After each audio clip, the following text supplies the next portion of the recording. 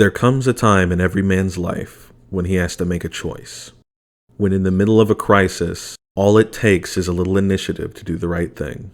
This is not one of those times. Welcome to Comics Underground. I'm Kev. And I'm Mac, and today we're taking a look at The Schlub. That guy is the worst. The Schlub is published by Image Comics, who notably published Invincible, Spawn, and Saga. It's written by Ryan Stegman and Kenny Porter, with art by Tyrell Cannon, colors by Mike Spicer, and lettering by John J. Hill. You may know Ryan Stegman from his work on Absolute Carnage, King in Black, and Amazing Spider-Man, Renew Your Vows.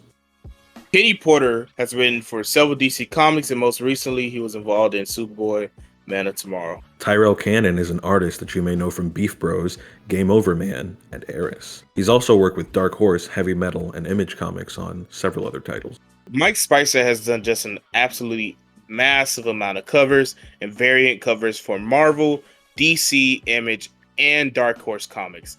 All of them look amazing, definitely worth picking up if you're into collecting those. Last but certainly not least, we have John J. Hill on lettering. His work was wonderfully fantastic on the crossover series from Image Comics, and that's actually where I first got to see his work. His keen eye for text layout and choice of font is on full display in this book as well. Let's talk about the art. Tyrell Cannon's line work is powerful and really gives each character in the book a sense of scale that feels dynamic and interesting. Mike Spicer's colors bring out a richness in the environments and elevate Cannon's artwork to magnificent effect.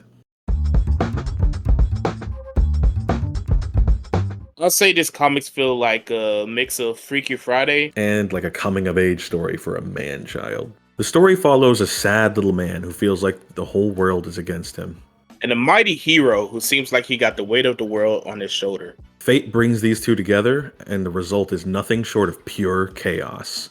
The Schlub is not your typical superhero romp, and focuses on a character that isn't as astonishing or amazing as what some people might be used to in these kinds of comics. Though, I feel like that's to its benefit rather than its detriment. For me, Schlub is an interesting take. It gives us our self-centered protagonist and heroic Superman-like ally early in issue 1. The panels are chaotic but beautiful, with excellent writing.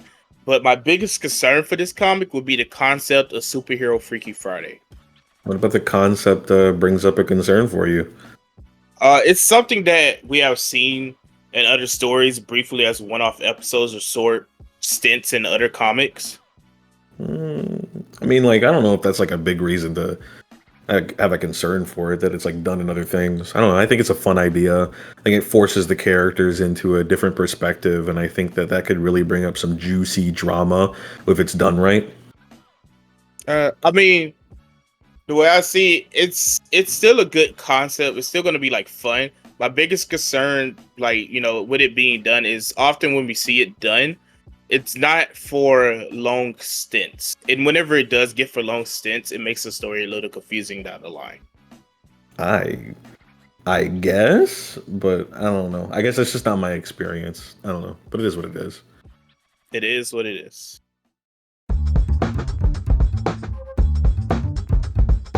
I would definitely recommend this book to anyone looking for a really good indie book that has a great sense of humor and scope. I definitely agree. It's a good change of pace with beautiful art worth picking up. Issue number 1 of The Schlub hits comic shelves on August 23rd, but the final order cutoff date for shops is July 31st. Does this comic sound fun to you? Are you a fan of indie comics? Let us know down in the comments.